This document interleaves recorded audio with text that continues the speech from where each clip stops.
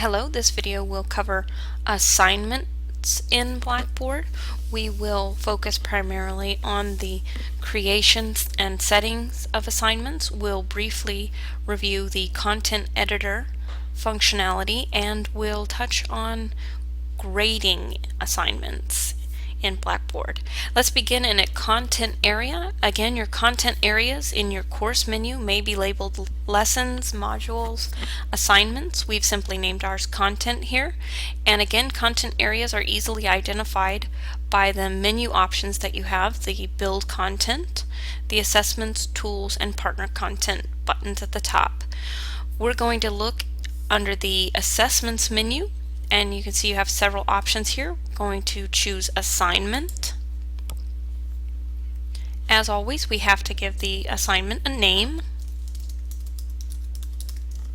Call ours assignment 1, and we have our ever familiar content editor here available to us. Once more, if you see only one line of tools on the far right hand side, click the double down arrow and that will expand the toolbar to all 3 lines, giving you those important advanced functions like the mashup for our multimedia content and a lot of our functions that we find in Microsoft Word. In this area, you would put instructions for the assignments. You can put directions, due dates, any information in a text form that you'd like.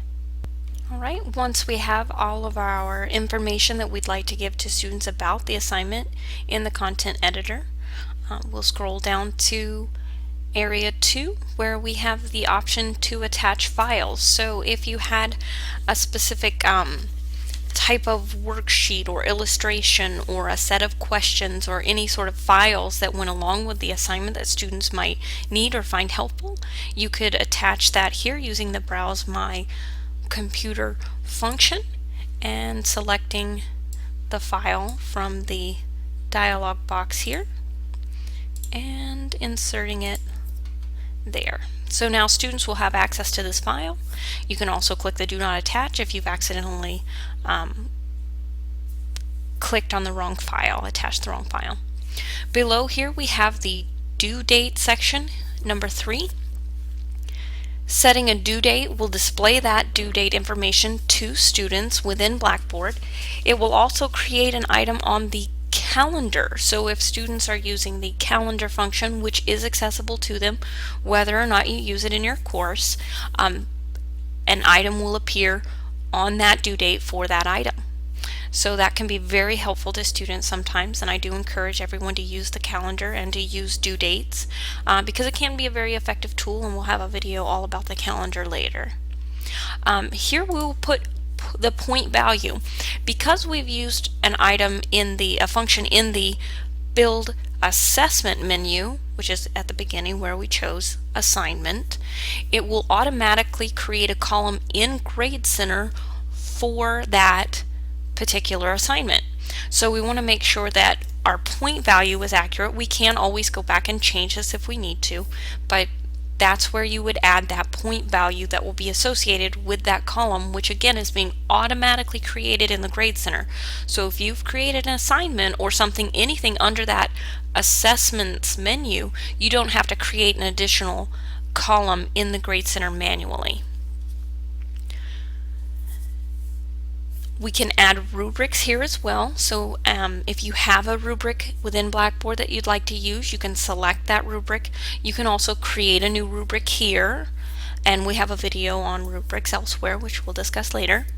Then you can also create from an existing rubric. So if you have a rubric that's similar to what you'd like to use on this assignment but you want to edit it a little bit, you can click Create from Existing, and that will take you into a copy of that rubric, or you will choose that rubric, it will take you into a copy of the rubric and you can edit it right there. Okay, under the submission details, here we have individual submission, which is typical for students to turn in individually. Then we also have a group submission for groups of students, and then the portfolio submission, which we'll cover in a later video.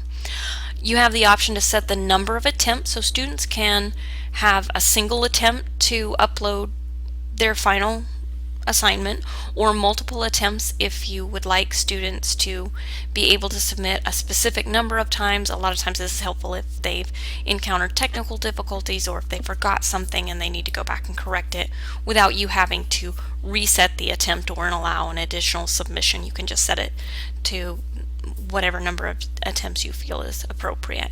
Then you can also set it to unlimited number of attempts, and that is good if you want students to keep at it until they've gotten it completed correctly. So then we have grading options. You can enable anonymous grading, so the students' names are hidden during the grading process until everything is graded.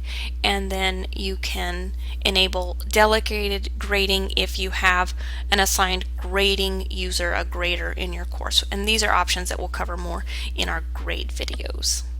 Then the display of grades, in that column in Grade Center, what you would like for students, the primary is going to be what students will see when they click on their My Grades section.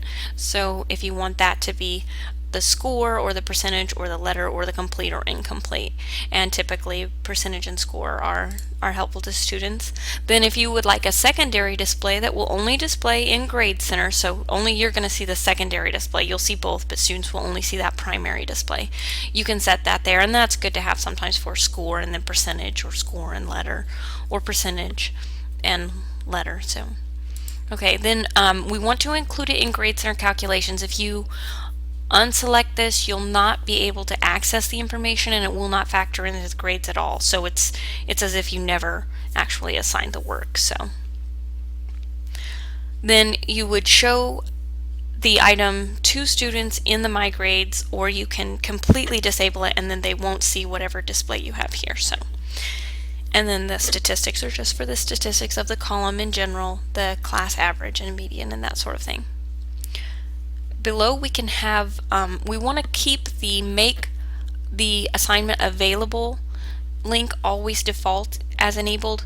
If you want to restrict the times in which a student can access that item and actually submit their work, you want to set those restrictions here with the date restriction. So you can have that available during the entire course, or only during the week or two span that relates to the lesson that the assignment is related to.